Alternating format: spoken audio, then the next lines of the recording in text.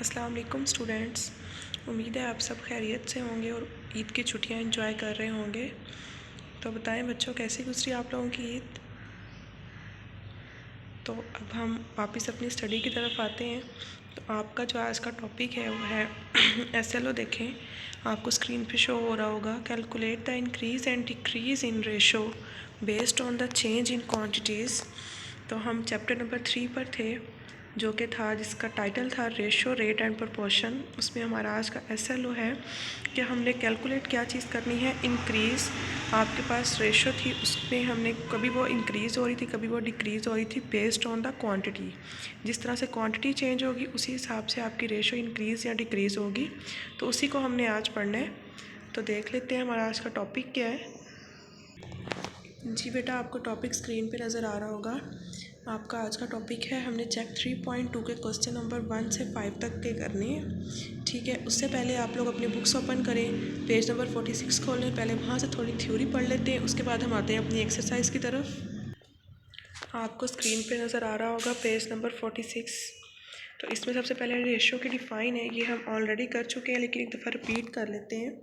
तो हमने पढ़ा था कि जो रेशो है ये किस लिए यूज़ होती है, कंपैरिजन के लिए यूज़ होती है, दो या दो से ज़्यादा क्वांटिटीज़ का, लेकिन उनकी काइंड जो है वो सेम होनी चाहिए। ठीक है, यही बात उसने लिखी हुई है। The term use to compare two or more quantities of same kind is called ratio. ठीक है, उसका सैम्पल आपको ये नज़र आ रहा है स्क्रीन पर, ये हम यूज़ करते हैं। वो कहते हैं ratio can be use to solve many problems involving recipe, scales, drawing, map work. किसी भी चीज़ को जो है ना वो सॉल्व करने के लिए रेशो यूज़ की जा सकती है। ठीक है, जिस तरह से बात एग्जाम्पल 1 देखें, इसमें वो कह रहे हैं 3 ब्लू बटन्स हैं, 2 येलो बटन्स हैं, 5 ग्रीन बटन्स हैं। तो उसने रेशो उसकी क्या दी है, 3:2:5। ठीक है, इसी तरह से यहाँ फिर उसको इस तरह भी लिख सकते हैं 3:2 एंड 2:5। नेक्स्ट आते हैं आपके इसी पेज पर, वो कह रहे हैं increase and decrease in ratio का टॉपिक है। We are aware that two or more quantities of same kind can be compared using a ratio. There are two possibilities if the ratio of quantities change. Either there is an increase or a decrease. This depends on the quantities involved. We can find the ratio of the increased or decreased quantities by simply writing and simplifying the quantities given. वही बात है जो मैं आपको SLO में बता चुकी हूँ कि जब हमें पता है कि हम जब भी कंपैरिजन करते हैं रेशो में, तो वो सेम काइंड की क्वांटिटीज़ को कंपेयर करते हैं और उसकी दो ही पॉसिबिलिटीज़ निकल सकती हैं। अगर रेशो उसकी चेंज हुई है तो या तो फिर वो इंक्रीज़ होगी या वो डिक्रीज़ होगी। ठीक है, और ये चीज़ डिपेंड किसके ऊपर करती है, जिस क्वांटिटी की हमने रेशो ली उसके ऊपर डिपेंड करती है। तो हम इनको सिंपली राइट करके या सिंप्लीफाई करके इंक्रीज्ड और डिक्रीज्ड रेशो जो है वो हम फाइंड आउट कर सकते हैं। नेक्स्ट देखिए ज़रा, नोट टू रिमेंबर आपको नज़र आ रहा होगा, इसको देख लेते हैं। वो कहते हैं जब हमने दो या दो से ज़्यादा क्वांटिटीज़ की रेशो लेनी होती है तो उनका यूनिट सेम होना चाहिए। ठीक है, अगर रेशो का जो यूनिट है वो डिफरेंट होगा तो हम उसकी रेशो फाइंड आउट नहीं कर पाएंगे। ये बात मैं बता चुकी हूँ ऑलरेडी आप लोगों को। उसके बाद आते हैं ज़रा अपनी एक्सरसाइज के ऊपर। अपना पेज नंबर 49 ओपन करेंगे अब आप। इसमें है हेडिंग है लर्निंग चेक 3.2। तो स्टार्ट करते हैं फ्रॉम द क्वेश्चन नंबर 1।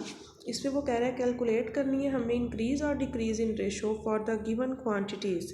इसमें एक टेबल आपको नज़र आ रहा है बेटा, ओल्ड क्वांटिटी का है, न्यू क्वांटिटी का है। ठीक है, सबसे पहले इसमें आपने क्या करना है, जो ओल्ड क्वांटिटी है उसको बाद में लेना है। जो न्यू क्वांटिटी है कि आपने जब भी इंक्रीज़ डिक्रीज़ वाले क्वेश्चंस करने हैं या रेशो में कंपैरिजन करने हैं तो आपने यही काम करना है। जो बाद में हमारे पास क्वांटिटी गिवन है उसको हमने पहले रखना है और ओल्ड को हमने बाद में रखना है। ठीक है, जिस तरह से यहाँ पर आ जाएगा 148:156 और बाद में आपने उनको सिंप्लीफाई कर लेना है, चेक कर लेना है दोनों सेम टेबल में किस में डिवाइड होते हैं। यहाँ मैंने साइड पे लिख दी है कि ये सारे किस किस टेबल पे डिवाइड होंगे। इसका एक पार्ट जो है मैं आपको सॉल्व करके भी दिखाती हूँ। जी बेटा, ये क्वेश्चन नंबर 1 का ए पार्ट है। उसमें उसने न्यू क्वांटिटी ये दी थी 148 और ओल्ड क्वांटिटी थी आप लोगों के पास 156। तो मैंने न्यू को पहले रखा, ओल्ड को बाद में रखा, फिर मैंने उनको दो दफ़ा सिंप्लीफाई किए। एक दफ़ा देखें 2 के टेबल पे कट किया, 2 7s are 14 and 2 4s are 8। Next मैंने देखा तो 2 7s are 14 और एक उधर चला गया तो 2 8s are 16। उसके बाद मैंने दोबारा 4 उसको 2 पे किए तो 2 3s are 6 और 2 7s are 14। उसके बाद फिर से 78 को देखें, अगर हम 2 3s are 6 और 2 9s are 18। अगर आप इस तरह से सिंप्लीफाई नहीं कर सकते तो आप उसको सिंपल डिवाइड करके चेक कर सकते हैं। वैसे भी आपका सोल्यूशन आ जाएगा। अब बढ़ते हैं नेक्स्ट क्वेश्चन की तरफ। दोबारा एक्सरसाइज में से देखते हैं। जी बेटा, आपको नज़र आ रहे होंगे क्वेश्चंस हैं। क्वेश्चन नंबर 2, 3, 4 और 5 है हमारा आज का काम। अब 2, ये चारों क्वेश्चन बिल्कुल सेम है, किसी में रेशो इंक्रीज़ हो रही है तो किसी में डिक्रीज़ हो रही है। ठीक है, क्वेश्चन नंबर 2 देख लेते हैं। वो कहते हैं number of students in A school decreased from 230 to 210, in what ratio did the number decrease. Number of students थे किसी स्कूल में 230 थे, अब वो कम होके क्या हुए हैं जी 210 हो गए हैं। हमने बताना है उसकी रेशो किस हिसाब से डिक्रीज़ हुई है। तो इसका सोल्यूशन देख लेते हैं। यहाँ पर देखें आप लोग, पहले मैंने लिखा number of students decrease from 230 to 210, फिर हमने रेशो लिखी डिक्रीज स्टूडेंट्स की। वही बात, न्यू क्वांटिटी 210 था उसको मैंने पहले रखा, ओल्ड क्वांटिटी 230 था उसको मैंने बाद में रखा। इनको सिंपल हम 10 पे डिवाइड करें या सिंपल 0 0 कट कर दे तो 21:23 आ जाएगा। तो हमने लास्ट लाइन लिख दी जी, तो number of students have decrease in the ratio of 21:23। उसके बाद देखें क्वेश्चन नंबर 3 है, Alina got 40 fewer marks in the final term as compare to that mid term. Alina के मिड टर्म में मार्क्स ज़्यादा थे, ठीक है, और फाइनल टर्म में जो उसके मार्क्स हैं वो 40 कम हैं मिड से। वो कहते हैं if she got 715 marks in mid term, in what ratio did her marks decrease. अगर उसके मिड टर्म में 715 मार्क्स हैं तो ऑब्वियस सी बात है फाइनल में अगर कम हुए तो उसकी रेशो जो है वो डिक्रीज़ होगी। तो इसको देख लेते हैं।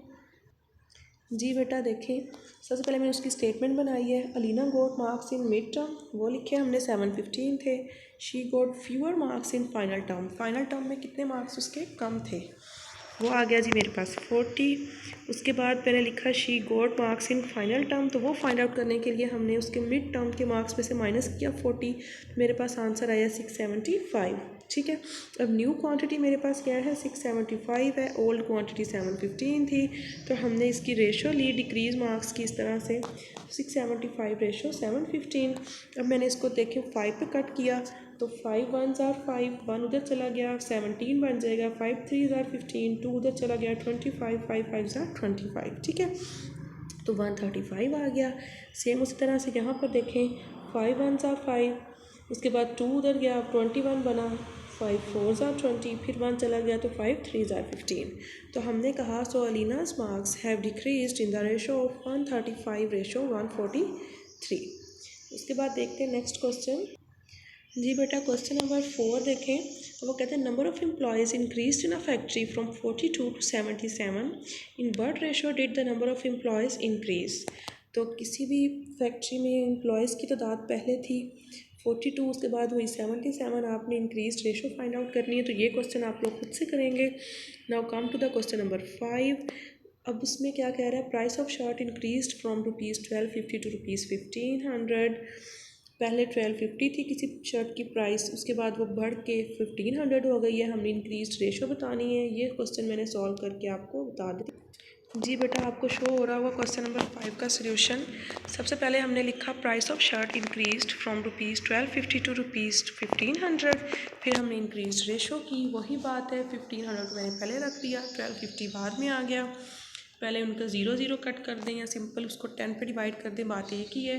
150 रेशो 125, अगेन मैंने उसको 5 पे कटिंग की तो 5 3s are 15, 0 as it is.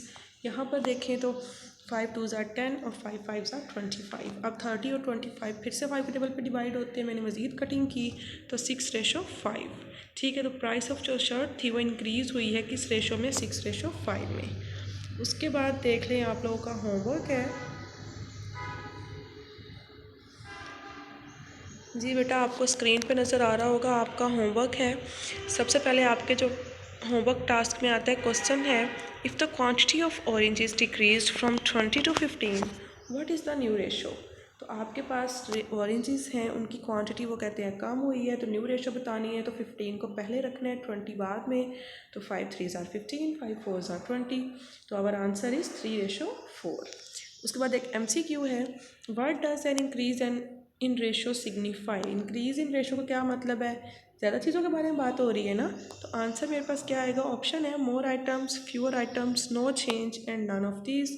तो हमें पता है कि आंसर है हमारा मोर आइटम्स। ठीक है, उसके बाद आपने करना है क्वेश्चन नंबर 1 to 5 चेक 3.2 का। तो ये आप लोग का होमवर्क है। Stay safe and fee Aman Allah.